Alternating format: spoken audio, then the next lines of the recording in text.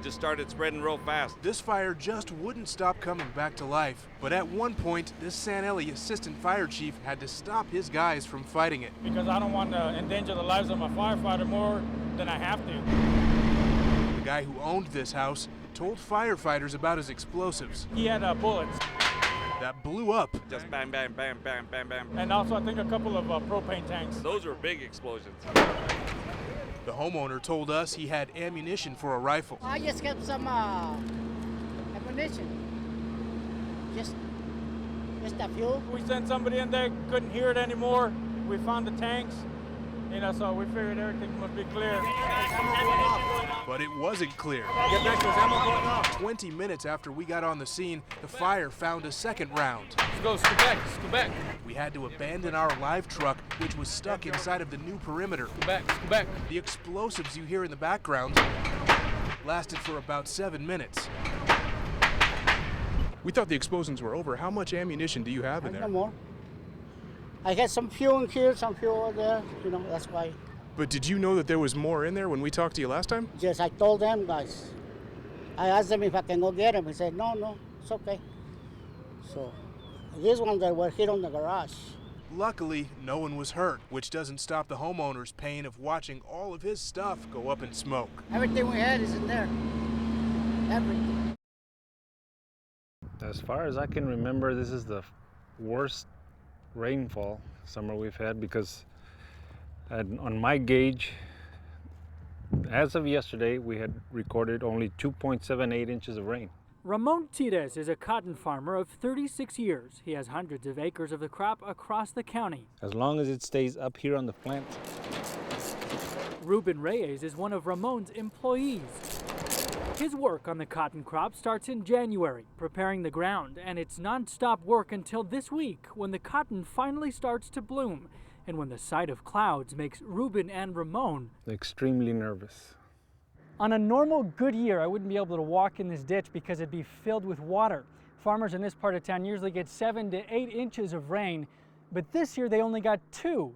Now, despite though the lack of rain, at this point, the farmers say they hope they don't get any more. It all depends on how big the storm is, how long lasting, but at this point the cotton is very vulnerable. Cotton blooms for just a few weeks, starting this week, and any rain makes the cotton droop enough and it will fall to the ground. Strong wind will also make the cotton fall. Once it gets on the ground, that's when we start losing income when we see it on the ground, because once it hits the ground, it's over. So while many hope for more rain, cotton farmers like Ramon and Ruben are doing the opposite. You don't make a profit from that ground. You worked on it all year, but you didn't make a profit off that ground. Okay, man. At Brown Bag Deli, this empty space is normally filled with hungry soldiers. When I walked in, I was the only person in here, and I've never seen it like that. Which is good for Jacob Truesdell. Every minute counts. Because of the time we're allotted for lunch. And because he'll have to travel out of his way. About 10 or more miles. Just to get back on post. Because instead of just going down 601 straight to the gate, they have to go either through Fort Bliss. I gotta take a left on 54 to go to either Trans Mountain and find my way up that way. Or they have to take the detour all the way down the railroad. Hit the loop, or take a right and go through main post. This week, many soldiers have avoided the maze and Brown Bag Deli, costing this business between $300 to $500 a day during lunch alone. The question, why they can't do it at night only, has 2 different answers. What are we going to do? Are we going to make this painful for a long time, or we're just going to get out there and get this done? Working days cuts the project's time frame by 2/3, and in the long run, daylight is better because the higher temperatures help with the curing and some of the other issues. That's when businesses along this area need their customers. TxDOT says this ramp is having to be resealed because the original contractor did not do the job up to standard. And working nights only, it can't assure that it's gonna stay as well. Could mean Brown Bag Deli, sandwich or the combo, has to rely on its most loyal customers. It's a pain. While they fix the ramp a 3rd time. Rick DuPont. You're doing it anyway. Oh yeah, this place is worth it. KFOX 14 News at 9. I can't even if I close it, if you look over here, personally, if you look over here, it's not closed. Anthony Reyes says he told Quality Craft Homes that he couldn't close most of his windows. Just because of the fact that it's so uneven. It's not actually locked. He says he told them about the problem 7 months ago. For the first 3 months, they didn't even want to admit to me that the windows are improperly installed. He was persistent. I want the window person that actually put my windows in to come to my house. According to Anthony, that person said these windows were installed poorly.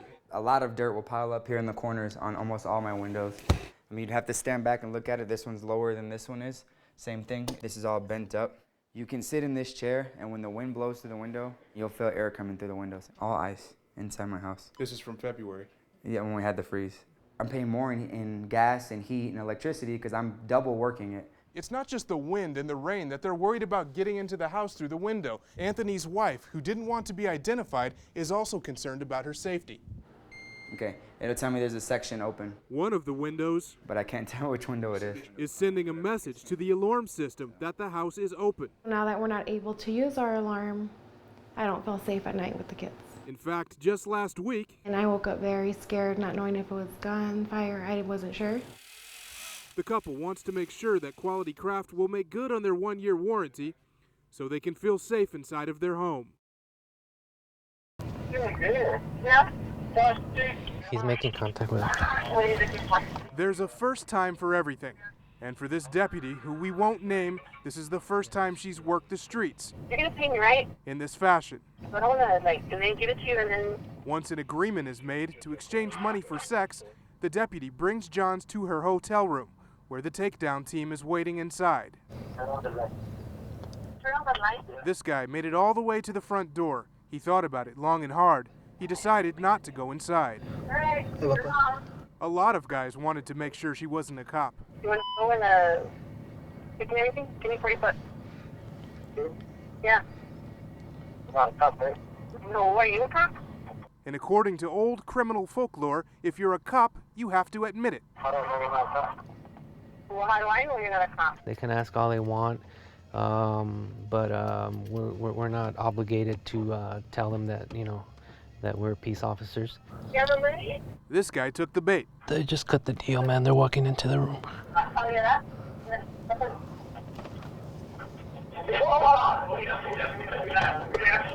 I get him? The strike team busted 15 men in all. It's what the oldest profession in the book, they say, right? You might be married and you sleep with a hooker and she gives you something, then you take it home and you give it to the wife, and how is she a victim of that? I mean, she's a victim now because she's not the one who, Campa says, aside from health issues, prostitutes end up being victims to violence. I guess because it's not legal, I guess, I mean, there's no regulation. It's just like everything else. If there was regulation, I guess you'd have to follow the rules, right? This area is where the wastewater first enters the plant. The water that comes from here ends up at the Fred Hervey wastewater treatment plant. The trash is caught and removed from the process.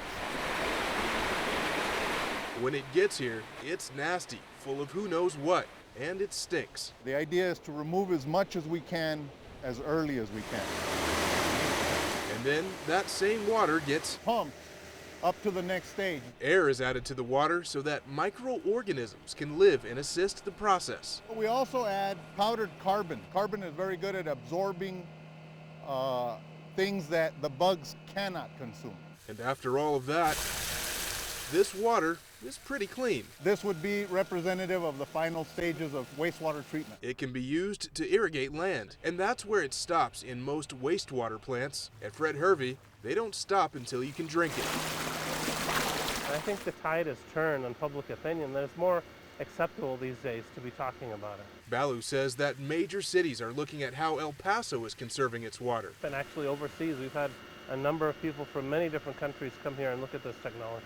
This means that even though we've been in a drought for more than 2 years, our city has a sustainable water supply. So this process continues. We add lime to the water. It's the same stuff, the same stuff that they put in corn tortillas. Well, it's the same stuff. Not lime the lime juice, but lime the mineral. And in the final stage, the water is allowed to permeate through a level or a bed of sand. The next step is chlorine. After that, it's ready to drink. Rick DuPont, KFOX 14 News at 9.